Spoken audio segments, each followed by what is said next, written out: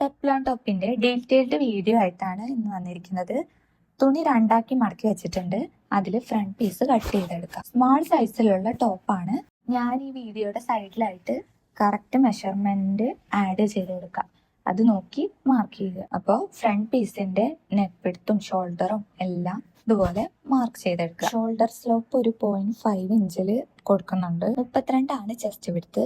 അത് divided by 4 ചെയ്ത് 2 inch കൂടെ ആഡ് ചെയ്ത് 10 ഇഞ്ചാണ് ചെസ്റ്റ് വിഡ്ത്ത് കൊടുക്കുന്നത്. ഫ്രണ്ട് പീസിലെ ആലിയക്കട്ട് ഷേപ്പിന് വേണ്ടി മാർക്ക് ചെയ്യാം.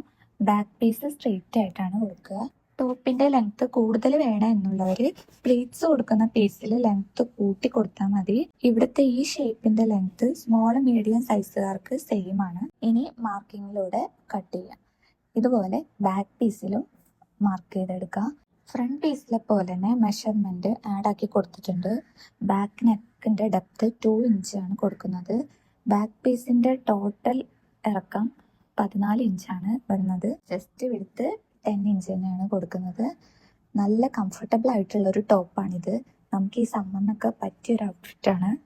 ലെങ്ത്തും കൂടെ മാർക്ക് ചെയ്തിട്ട് കട്ട് ചെയ്തെടുക്കാം. ലൈനിങ് വെക്കാതെ സിമ്പിൾ ആയിട്ടാണ് സ്റ്റിച്ച് ചെയ്തെടുക്കുന്നത്. ഫ്രണ്ടും ബാക്കും കട്ട് ചെയ്തെടുക്കുമ്പോൾ ഇങ്ങനെയാണ് വരുന്നത്. താഴത്തെ പ്ലീറ്റ്സ് കൊടുക്കാനുള്ള പീസാണ് അടുത്തത് കട്ട് ചെയ്യുന്നത്. അതും ഇതുപോലെ ആഡ് ചെയ്ത പിക്ചർ നോക്കി മാർക്ക് ചെയ്തെടുക്കുക.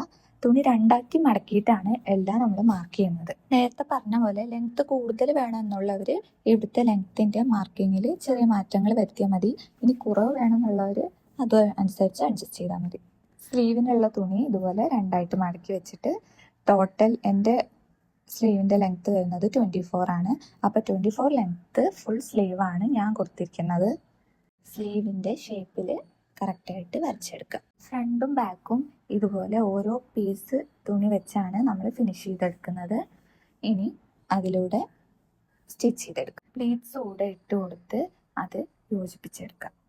പ്ലീറ്റ്സ് കൊടുക്കാനായിട്ട് വിഡ്ത്ത് കൂട്ടി ഒരു സ്റ്റിച്ച് കൊടുത്ത് ആ ത്രെഡ് പതുക്കെ വലിച്ചാൽ കുട്ടി കുട്ടി പ്ലീറ്റ്സ് കിട്ടും. ഇത് ജോയിൻ ചെയ്യുന്ന ഭാഗത്ത് വേണേ ഡബിൾ സ്റ്റിച്ച് കൊടുക്കാം. ഞാനിവിടെ വിഡ്ത്ത് കുറച്ചിട്ടുള്ള സ്റ്റിച്ചാണ് കൊടുക്കുന്നത്. കുറച്ച് ലൂസായിട്ട് ഷേപ്പ് ചെയ്യുന്നതായിരിക്കും പെപ്ലോൺ ടോപ്പിന്റെ ഭംഗി.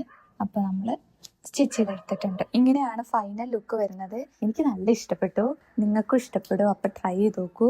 ഞാനൊരു വൈഡ് ലെഗ് ഗ്രേ ജീൻസിന്റെ കൂടെയാണ് ഇപ്പോൾ ഇട്ടിരിക്കുന്നത്. മുന്നേ ഞാനിട്ട ഷോർട്സ് 1-2 പേരൊക്കെ പെപ്ലോൺ ഡീറ്റെയിൽഡ് വീഡിയോ കാണിക്കാൻ പറഞ്ഞിരുന്നു.